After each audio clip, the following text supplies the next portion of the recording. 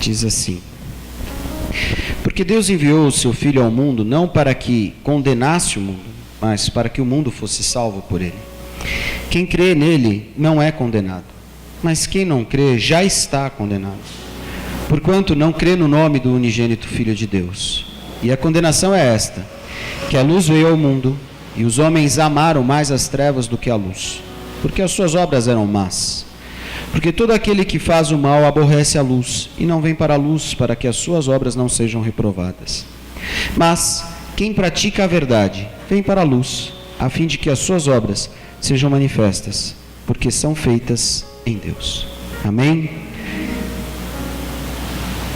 Muitas coisas a respeito da atuação do Espírito Santo, a respeito de reino de Deus, a respeito de um Deus amoroso, de um Deus que privilegia a vida e não morte, que Ele não condena, ao contrário, Ele liberta, Ele libera as pessoas.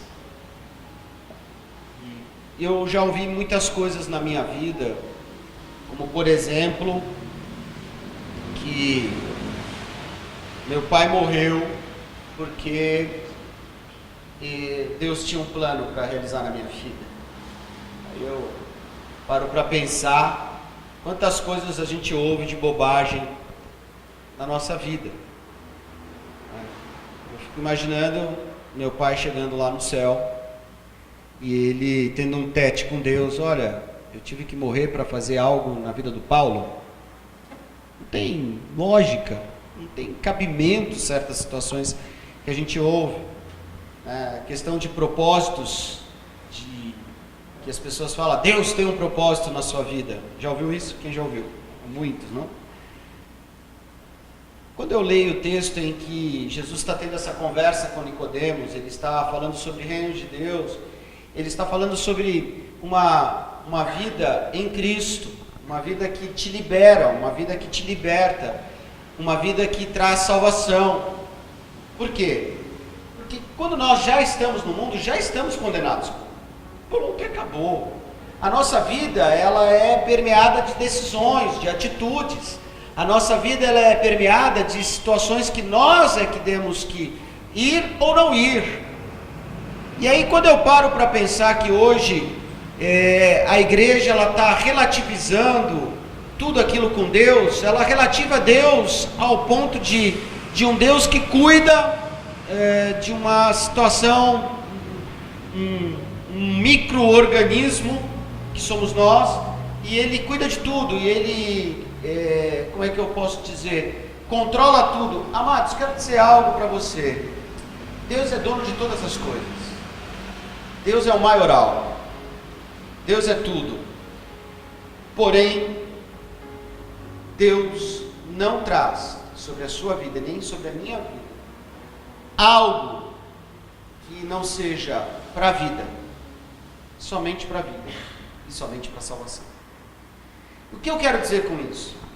Eu quero que você entenda que quando Nicodemos teve essa conversa com Jesus, e ele termina falando sobre isso, ele está dizendo o seguinte: olha, o mundo, ele jaz do maligno, porém, eu quero trazer para você a possibilidade de você caminhar na luz, caminhar tendo decisões na luz. Porém, você pode ter decisões nas trevas.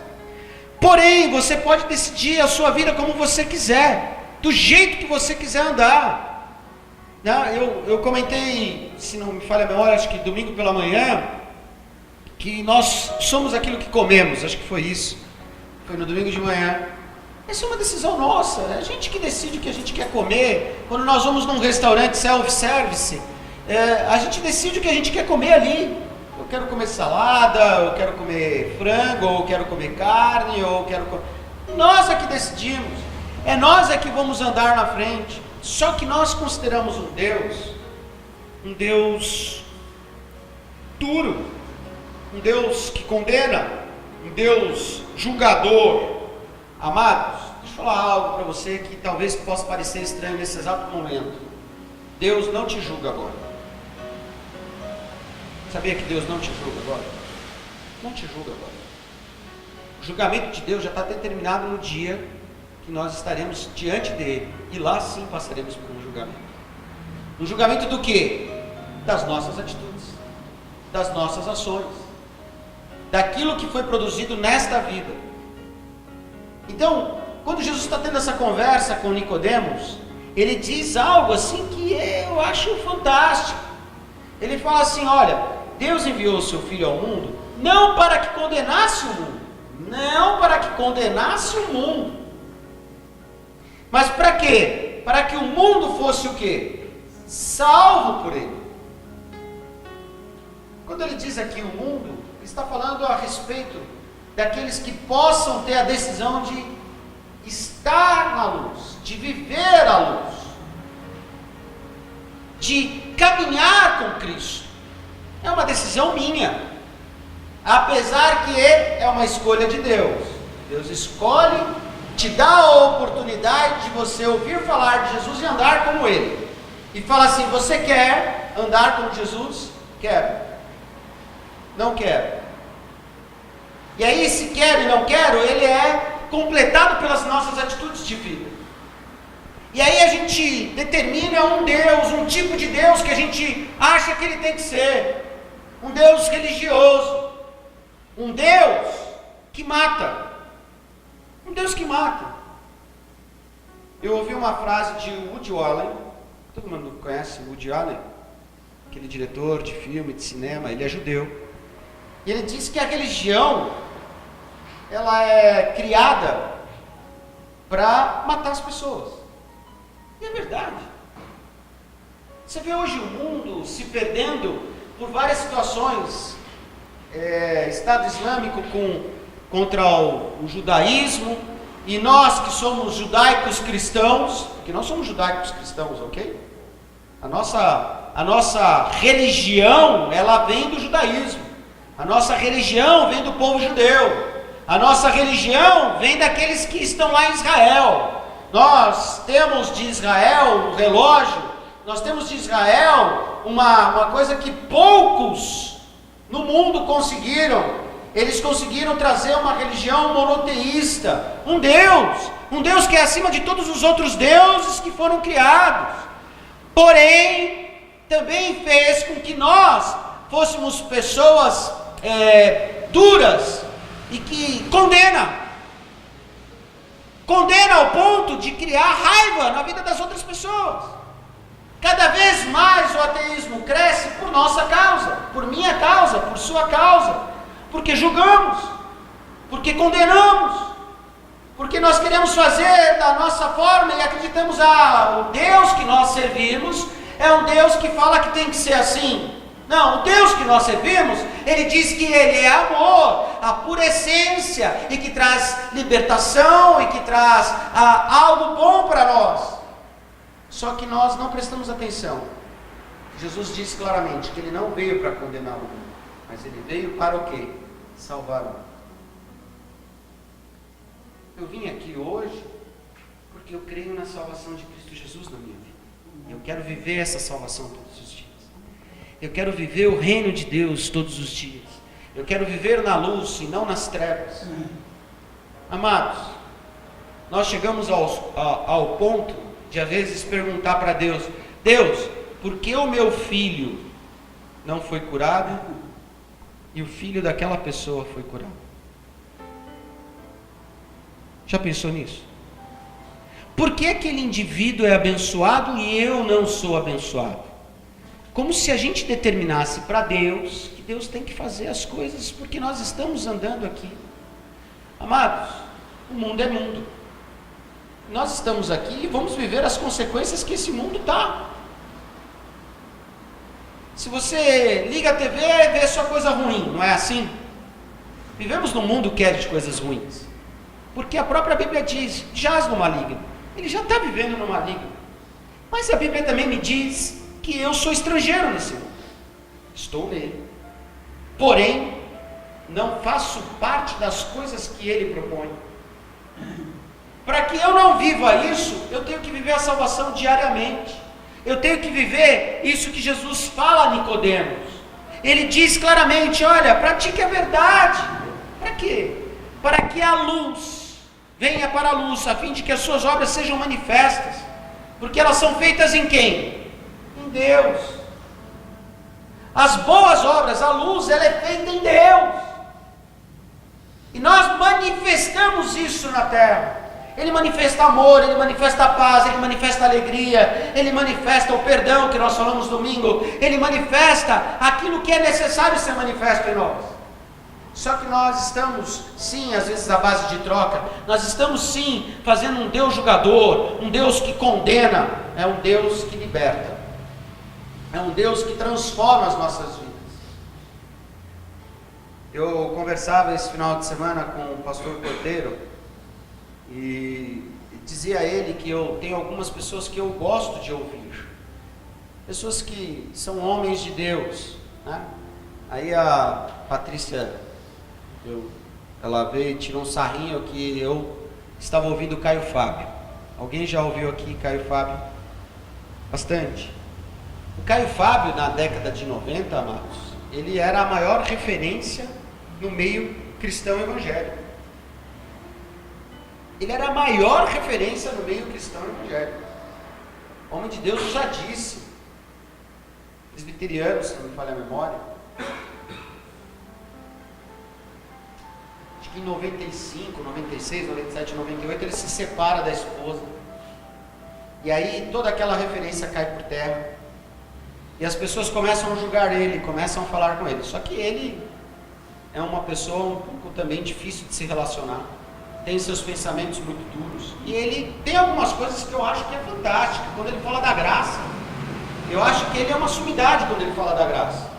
Tem coisas que eu não aceito, tem coisas que eu aceito, e eu até falava isso conversava eu, o Cordeiro, a Vanessa e a Patrícia, como é que seria se entrasse um casal de homossexuais aqui na igreja? Como é que nós lidaríamos com isso? Pergunto eu a vocês.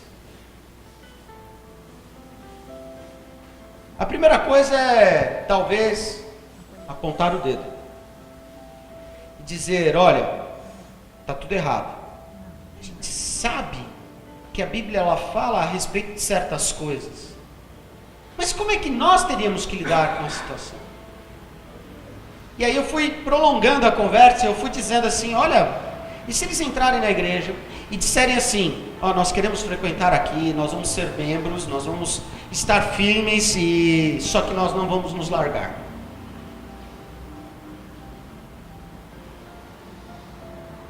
Bom, nós vamos aceitá-los. Bom, se a gente aceitar eles como membros, eles podem subir para cantar. Eles podem subir para pregar. Sim, aceitamos eles como membros, eles fazem parte do corpo. Aí vocês já estão dizendo, não pode. Ué, não pode? O que pode? E o que não pode? O que condena? O que liberta? O que transforma? O que traz vida? O que traz morte? Por que eu estou falando isso? Eu citei realmente um exemplo bem duro, porque é um exemplo que pode muito bem acontecer. E como é que nós lidamos com isso? Como é que nós nos mostramos como cristãos verdadeiros, ao ponto de dizer para eles, olha, eu não concordo com o seu erro, mas eu quero estar junto com você e lutar junto com você para que você saia do erro. E uma coisa é você fazer com que a pessoa entenda que aquilo é, diante da luz, uma treva.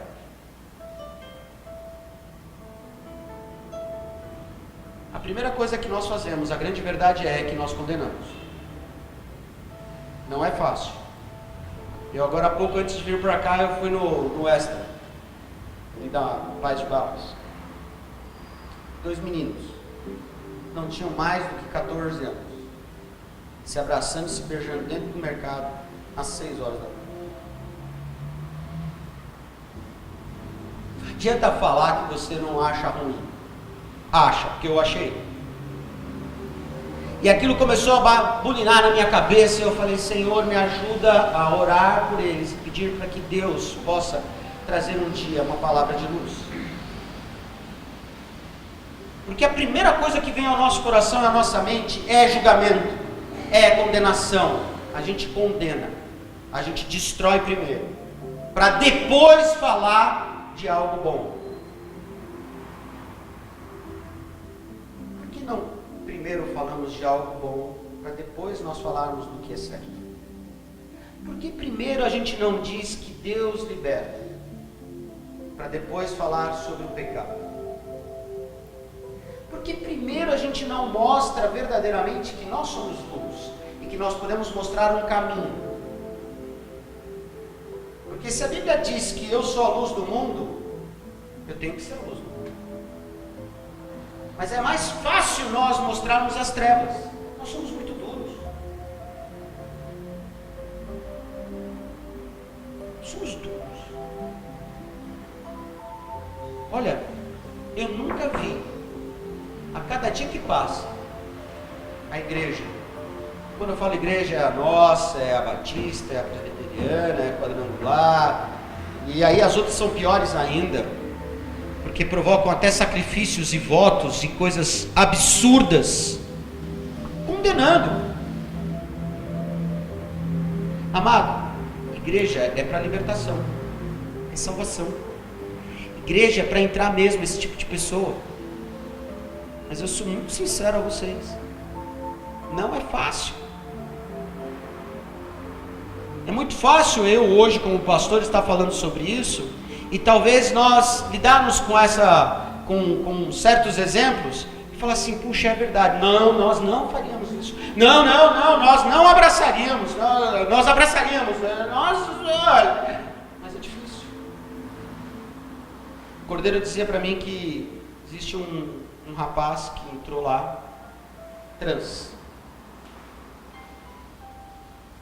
se batizou,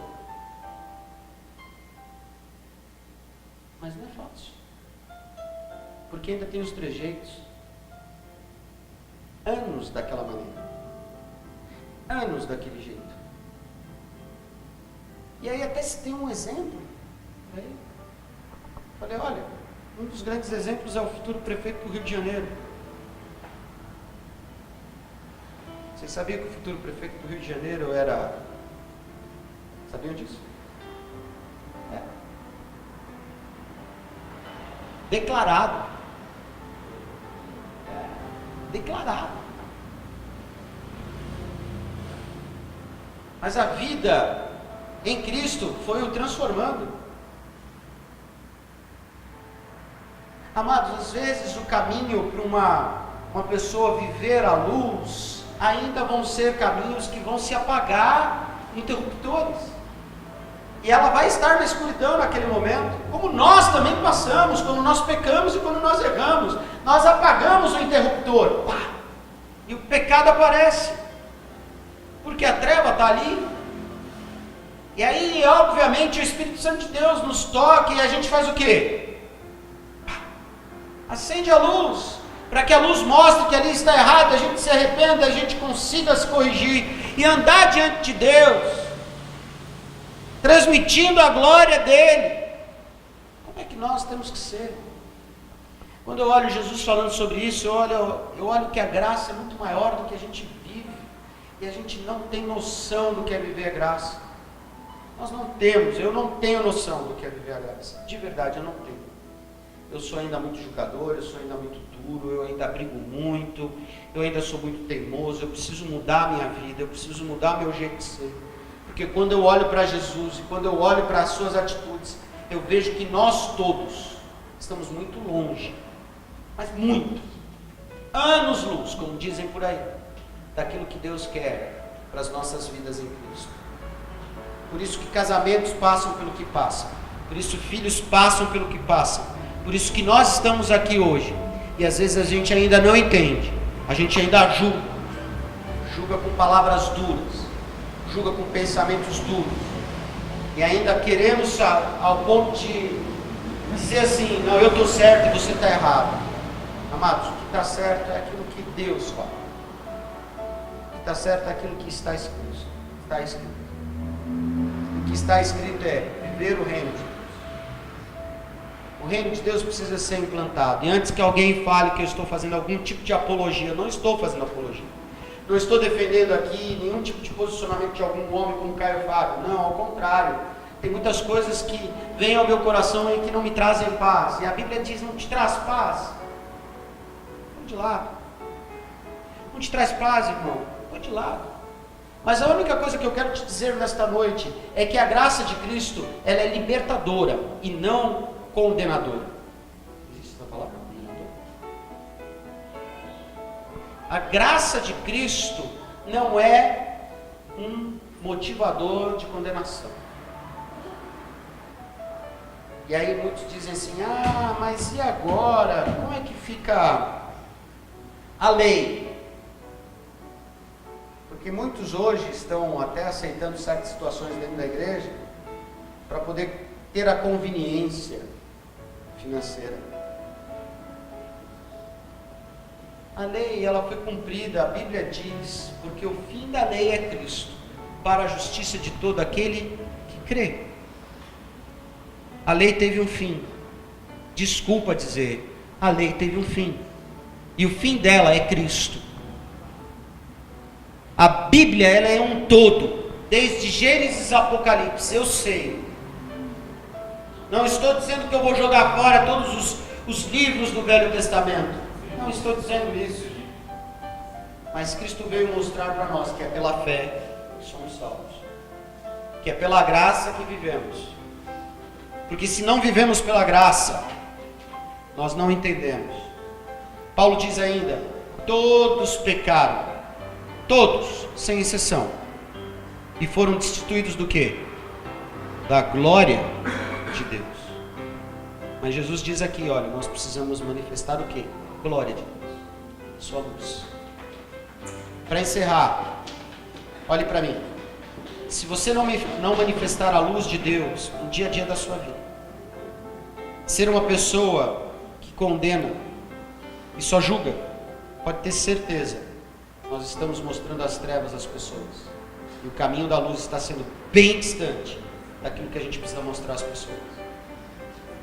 Pastor, mas o senhor está dizendo que não precisa ter correção? Eu estou dizendo que precisa ter correção. Mas a correção, ela só é advinda quando você mostra que a luz transformou a sua vida e você anda em luz. Se você não anda em luz, seus filhos não vão andar em luz. Você está mostrando as trevas para os seus filhos. E sinto dizer que você vai ter compartilhamento disso no dia do julgamento. Porque vai passar lá a TVzinha, e se você não andou na luz, andou em trevas, você vai estar colaborando com aquele momento de trevas para os seus filhos, por exemplo. Porque tem pessoas hoje que pensam que ser como é, do jeito que é, da forma que é, fazendo como sempre fez, está tudo muito certo. Eu quero dizer para você que não. Eu tenho refletido diariamente o que é andar na luz.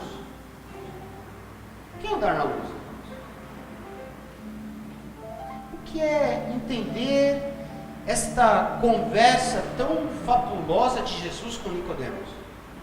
Eu fico pasmo que as pessoas não compreendem que luz é testemunho, que luz é simplesmente refletir aquilo que Jesus é, para que nós possamos andar adiante. Pare de achar que o mundo está ao seu redor. Não é, e nunca será. Muita gente acha que tudo está ao seu redor. Amado, salvação é individual. O mundo não está ao seu redor. Você, diante de Deus, sozinho, busque aquilo que é para andar em luz, na luz, como nós devemos andar.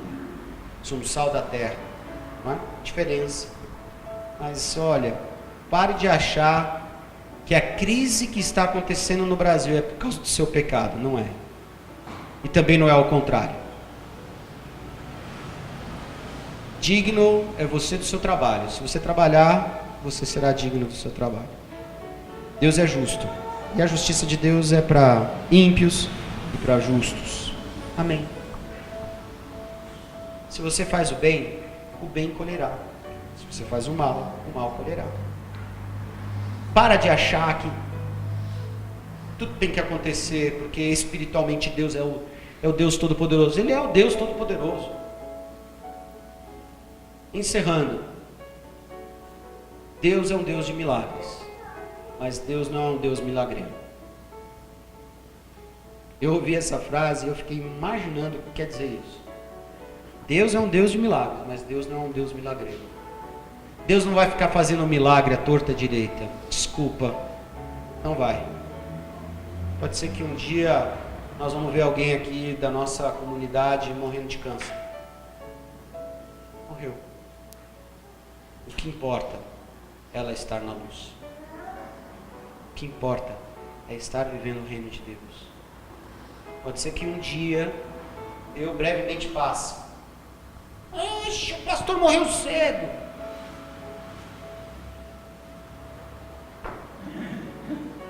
Amados, eu queria muito que meu pai vivesse muitos anos. Não viveu. Sinto falta, sim. Meu pai na fé, muito. Morreu. Ah, mas é Deus quem dá, quem tira. Será que isso não foi feito para mexer com as pessoas? Eu já ouvi isso quando meu pai na fé morreu. Ah, isso foi feito para mexer com a igreja. Eu acho que já devem ter pensado quando o pastor Roberto morreu. Olha, tanta coisa as pessoas pensaram. Para quê? Você acha que Deus vai fazer uma coisa dessa? Tirar a vida de alguém para mexer com... Hein? Vamos parar para pensar um pouquinho que Deus é bom, que Deus é amor, que às vezes as coisas acontecem, porque elas têm que acontecer mesmo, estão acontecendo todos os dias. É a característica do mundo. Nós estamos no mundo estamos vivendo. Ele jaz no maligno, então as trevas existem e a gente passa por elas porque somos luz. E andamos no caminho da luz. E mostramos o caminho da luz às pessoas através daquilo que se reflete da glória de Deus em nós. Pratique a verdade, sim. É o que mais importa. A verdade é libertadora, não condenadora. A verdade é a graça de Cristo em nós. Essa é a maior verdade. O dia que a gente demonstrar muito disso, muitas pessoas que estão ao nosso redor vão conhecer a salvação de Cristo. E você será um instrumento de Deus para isso. E eu profetizo que você será um instrumento de Deus para a salvação da sua casa. Eu profetizo que você será um instrumento de Deus para a salvação do seu trabalho, das pessoas que estão ao seu redor, mas principalmente da nossa família. Eu quero muito e desejo muito que meus filhos sejam salvos.